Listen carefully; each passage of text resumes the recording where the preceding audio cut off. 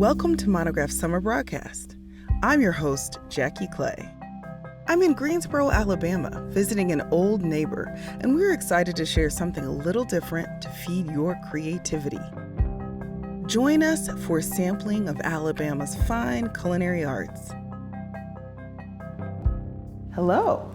So we're here with Sarah Cole. Tell us where we are and what we're going to do today. We are in my kitchen space in Greensboro, Alabama, and today we're going to be making one of my menu staples, as I call it, which is it's spoof, which is a Middle Eastern turmeric cake. So what are we working with here? One really lovely thing about Arab cuisine is that it's very limited ingredients because we focus a lot on the flavors of things. And traditionally this cake is not a vegan cake, but I wanna make sure that a lot of people, like people that come to the table, have something to eat. This cake, the base of it is a semolina flour, which is a durum wheat, and then, which is really popular in the Middle East. I use white spelt flour in mine instead of all-purpose flour. There's coconut, turmeric, some recipes call for like anise, and others don't. But yeah, so I like to put it in mine. How do you serve this to folks, and how is it maybe more traditionally served? This is a great cake to pair with tea. Okay. Big tea drinkers, and so this is like the perfect tea or coffee cake. I'm really excited to make the cake. Before we get started, let's learn more about Abadirs.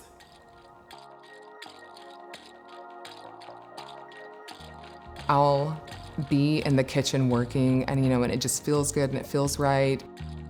It feels like I shouldn't be doing anything else. My name is Sarah Cole, and I am the owner and chef behind Abadir's, which is a small pop-up eatery in Greensboro, Alabama.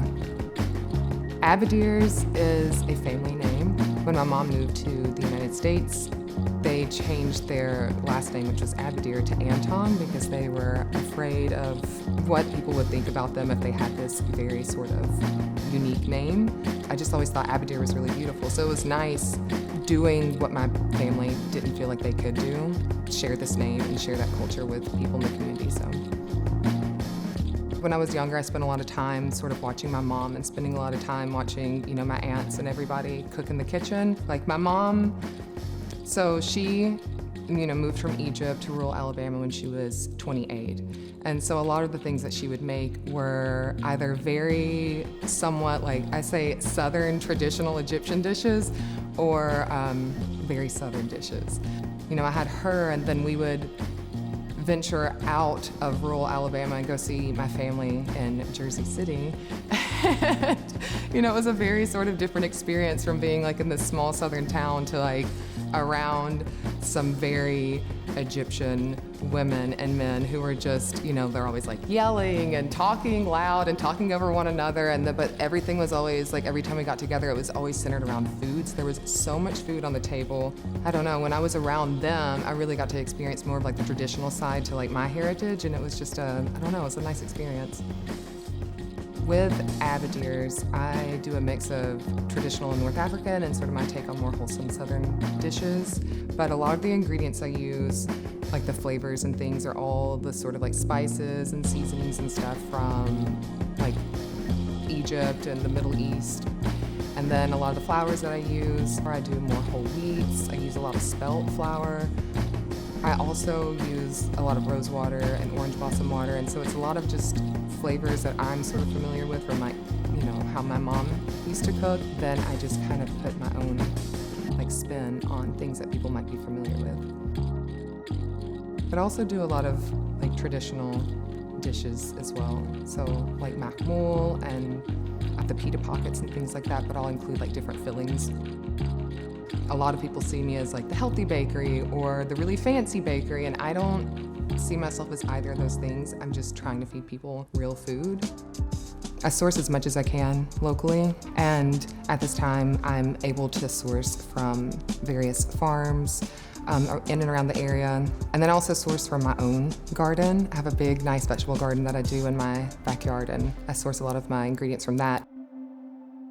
When I came to Greensboro and sort of initially started looking for a space here, before I had like actually made the move down, a lot of people found out that what I was trying to do. It is a small town, and everyone got really excited, or they're referring to me as the Egyptian baker lady. It sort of took off almost immediately, which is not something that I had really expected.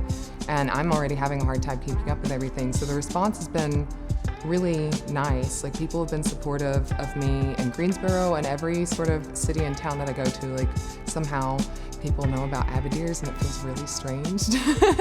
You know, I just spend a lot of time alone in this kitchen space, and I'm just here baking and cooking. And so for so many people, like if I go to a pop-up, someone will always come up to the table and say, I've been following you for so long and I'm so happy that I can be here. And it feels so weird because I'm the one that does that to other people. So for people to do that to me, it's, I don't know, it's strange, but it's kind of exciting having people get just as excited about food as I do. It's really encouraging. It's nice.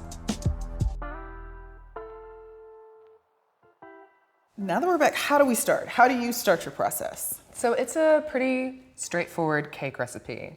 Mixing the dry, mixing the wet, combining, we'll bake it off. But this cake actually requires a rest period, which we will get to. So Why do you mix the dry and the wet? Why can't I just put it all together? science. Okay. It's baking science. But no, honestly, like one thing about it is that this cake does use a baking powder. And sometimes when you mix a liquid in a baked good, it activates like the baking soda or the leavening agent, and so you want to save that. We just save it, and it's all about, you know, it really is all about the science of like how things sort of come together in when it's the final product. So your assistant won't hand you things. Thank you. I'm actually going to sift this one just because the baking powder can get a little clumpy. So I'm just gonna drop that down in there.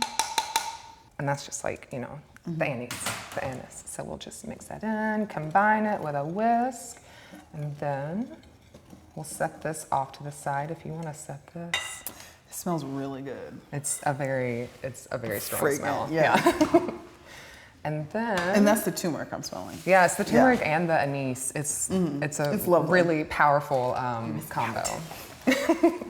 So we're just gonna mix so the sugar gets dissolved in there, and then we'll add oil. And you can pretty much use any oil. Sunflower, sometimes I use an olive oil, sometimes I use coconut oil.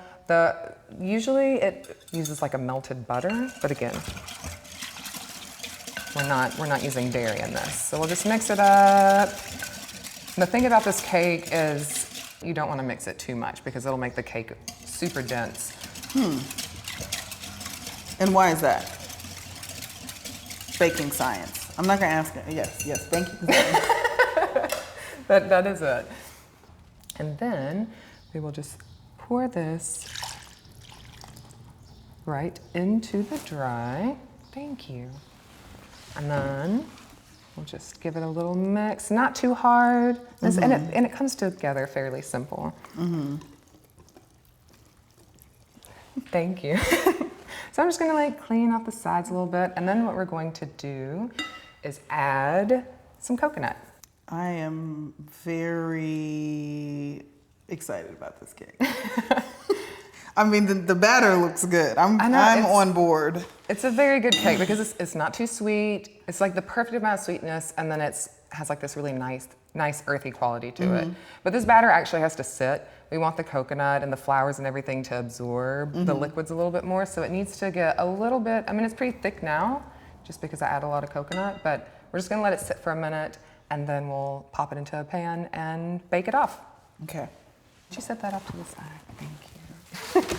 So we have some tahini here, and tahini is a ground sesame seed paste. A lot of people compare it to peanut butter. I don't think it tastes anything like peanut butter. I think it's just like, you know, the fact that it's a ground seed. But just gonna grease this pan with tahini. You can also use any oil. I love the brush. Yeah, it's nice. And we'll just pour the batter into the pan. What do I do? So I like to sort of like tuck the bowl. Okay. Yeah, and then I'll scoop that over to you. And just like, you just scrape it down in there. And it's gonna be a really thick batter, so it's just gonna kind of like plop on in there. You don't have to be so gentle with it, it's okay. Well, it's been resting. I want it to wake up nice and... It looks like I've never baked a thing in my whole entire life, doesn't it? No, you're doing great. It looks so natural. Okay.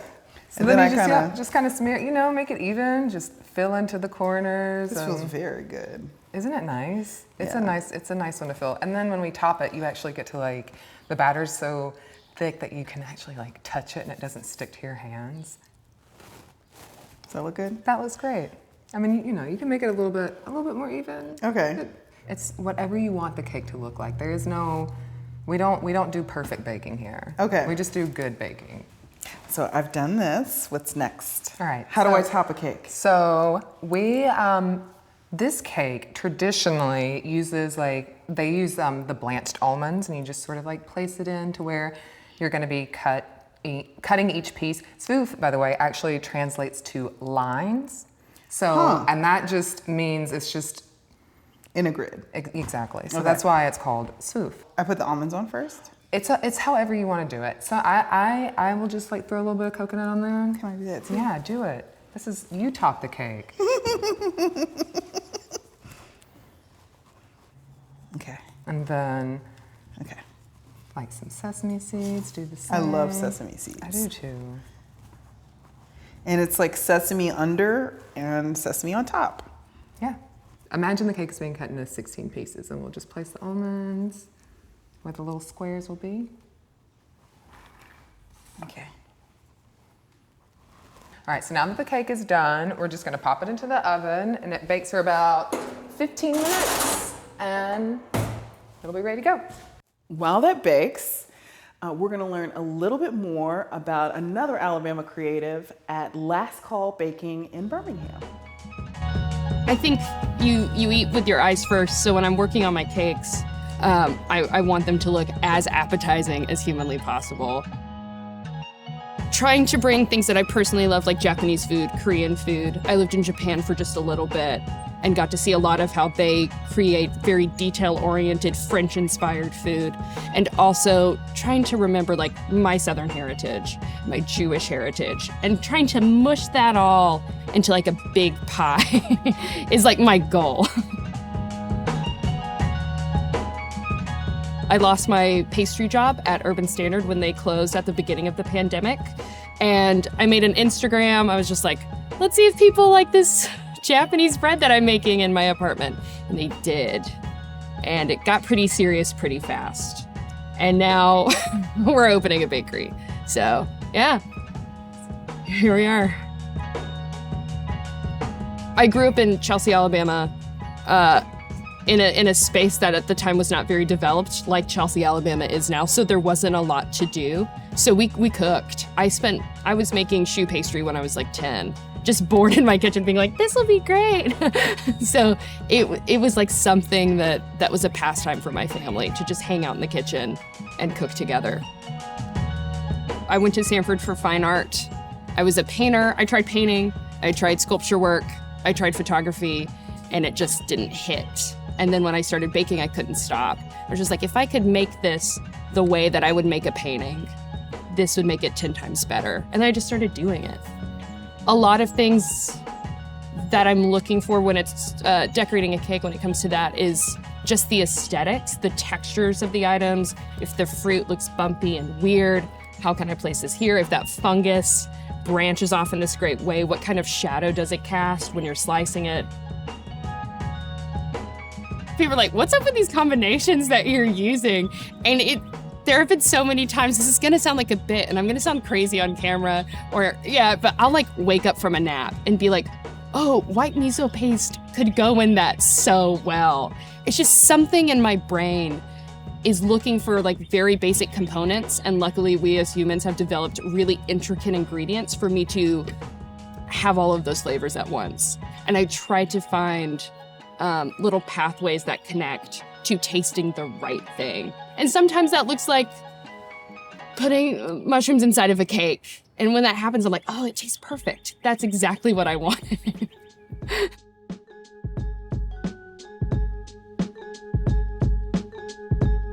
For me, half the time is just seasonality. It's just doing basic research. What I know is going to be as delicious as it is peak during the season, what's most sustainable for the season. And then the other half is literally me spending half the week at local, like Mr. Chen's we have here, hometown supermarket, is amazing.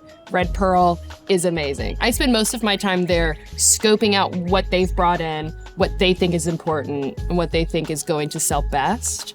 And then I try to take at least one trip to Atlanta or to like Memphis a month to visit my family who lives out there and go to as many markets as I can just to see what's going on and then sourcing it and bringing it back.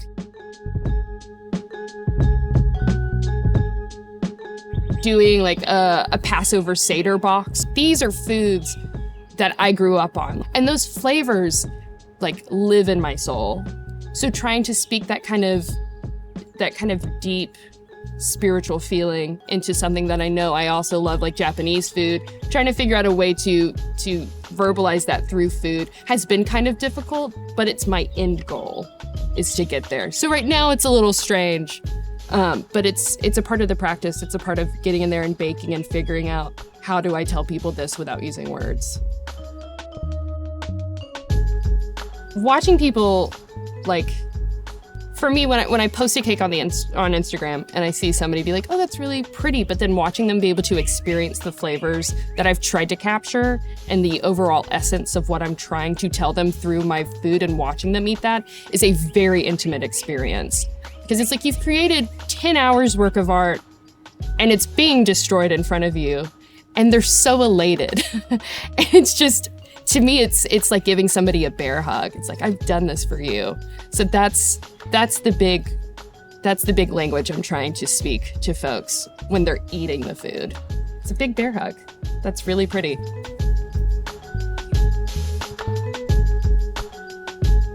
Something I would have loved to tell myself is just like, don't care too much about perception.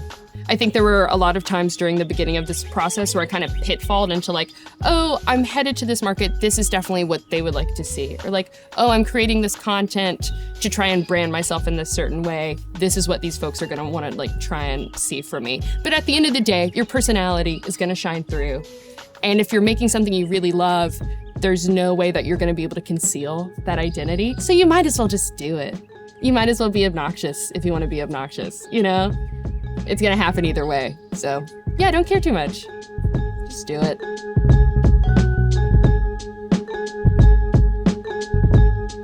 Who wouldn't work up an appetite after watching that? I'm so glad the cake is ready to pull out of the oven. Yeah, the cake is ready. Okay. Ooh, look at that. So I got a little toastiness on the sesame seeds, which is what you want.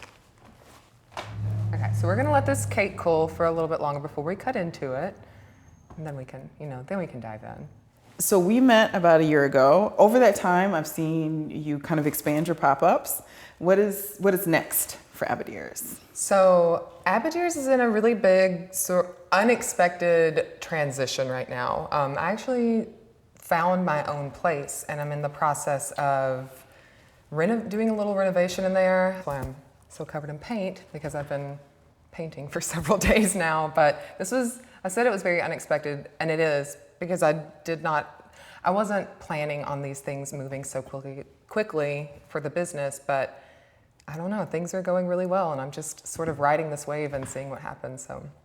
In that early time of our meeting, we also had a conversation where you were thinking about like cooperative models and the food access issues that are present in the Black Belt and in rural communities in general. Is this, is the new place, is it going to allow for that? Yeah. Or, yeah. I actually have a nonprofit called Black Belt Food Project, and so the space will be used for the nonprofit organization and for Abadir's. It's built for the community, or it is being built for the community, but it's a place where we'll have classes and workshops and just different sort of food-based educational opportunities for people.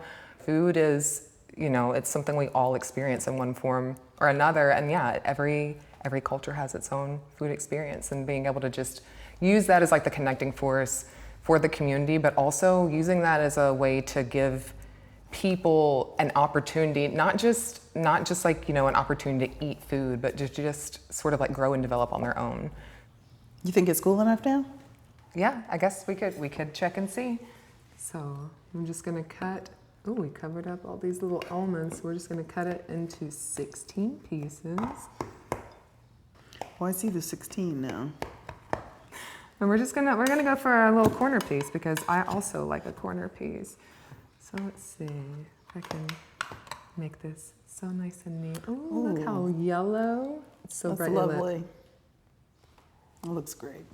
So we can just, if you want to break off a piece. If you want to get fancy, you're more than welcome to have a fork. Would you like a fork? I want a fork. Okay.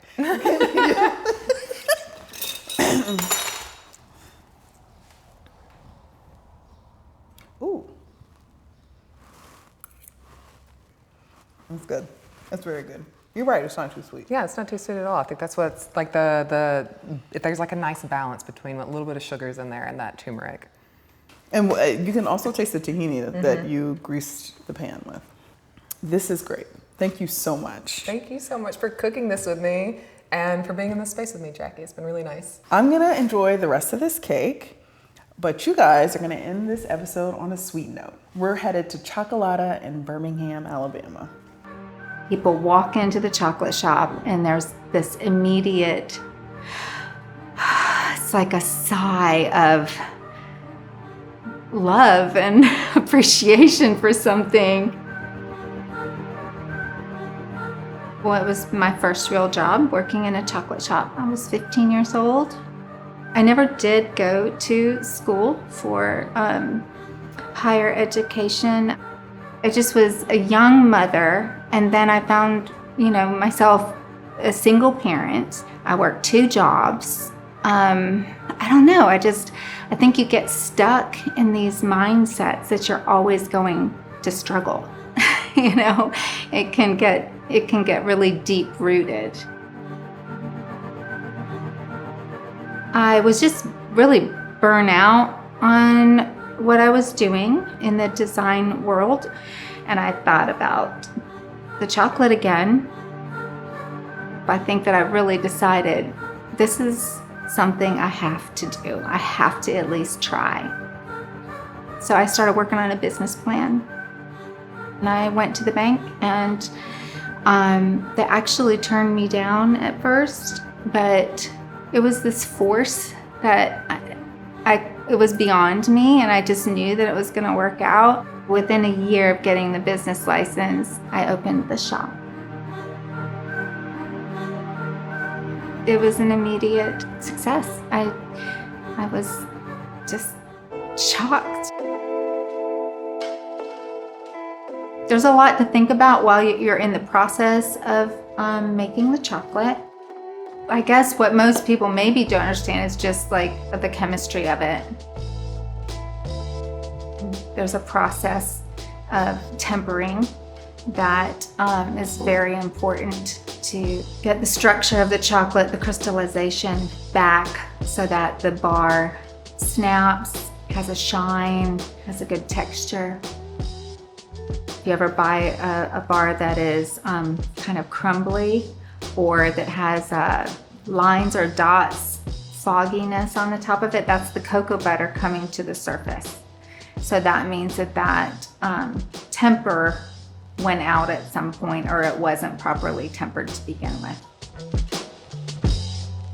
We pour it into molds for bars or for bonbons.